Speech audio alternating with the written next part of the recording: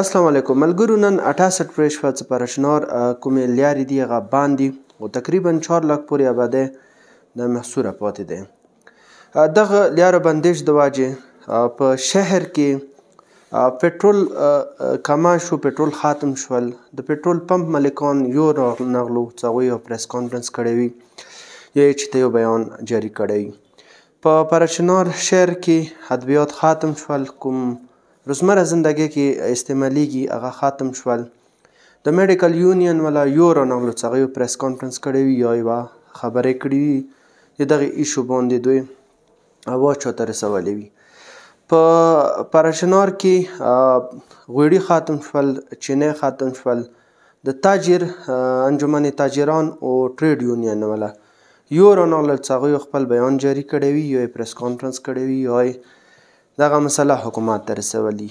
په ډي ایچ کیو هسپتال کې میډیسن کمی دی او وزیر اعلی طرفه کوم میډیسن راغلو هغه کې زیاتره د ملیریا او د خرق والا دغه شی میډیسن یې رستولی او چې هغه عادي وخت کې نه استعمالیږي نه څه. دغې مسالې باندې یو ډاکټر رانغللو چې هغه یو بیان ورکړی وي یا یې چې ته پریس کانفرنس په کړی وي. پټرول ختم دی، خلک د پیدل سی یا وړکي غیر حاضری د کوي. استاد سړی یو رانغللو چې هغه یوه خبره کړې وي یا یې پریس کانفرنس کړی وي.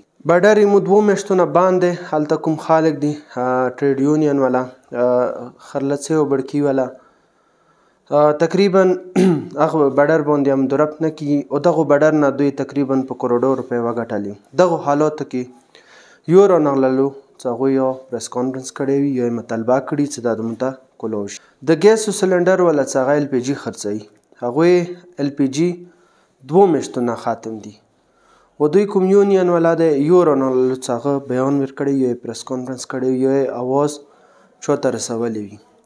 ملګرو خبره دا دی چې کله هر یو کس دا شی خاموش شي، خولې پسې تلا شي چې هغه خپل ایشو دی هغه یا حکومت ته یا ذمهدار کسانو ته نه رسوي نو هغه سره بیا دا شی کېږي لکه اوس څه روان دي. الحمدلله دلته خلکو حوصلې ډېرې بلندې دي، هېڅ قسم ته داسې څوک به الوږې نه نشي مړه. خو بیا هم هر یو یونین هر یو کس دا ذمهداری دی چې هغه خپله ایشو ایډرس هم کړي او کوم متعلقه حکام دی هغوی ته هم ورسوي. نو ښه خبره به دا وي چې هر یو تنظیم چې کوم دی میډیکل دی، ټریډ یونین دی، انجمن تاجران دی، ورسره نور دي، چا څه مسالې دي دا په کور د کیني یو ښه کمیټه ونه جوړه کړي، هغه دلته مشرانو سره خبرې وکړي او هلته کوم ذمهدار خلک دي هغوی سره خبرې وکړي او سوال مال دا یا چاته مه کوي چې موږ ته د داسې وکړي، بلکې یو قسم ته مطالبه وکړي. دغو یونین دغو تنظیمو دغو کې ډېر زیات پاور وي. کله چې تاسې خپل اواز اوچتوئ نو تاسې اواز به اورېدی شي او هغه باندې به کار یا کېږي. خو که هر یو کس خاموش شي او خولې پسې تلا وي نو بیا به هغه څه دسه روان وي لکه څه دسه مخکې شوي دي یا کیدای شي وروسته دسره وشي.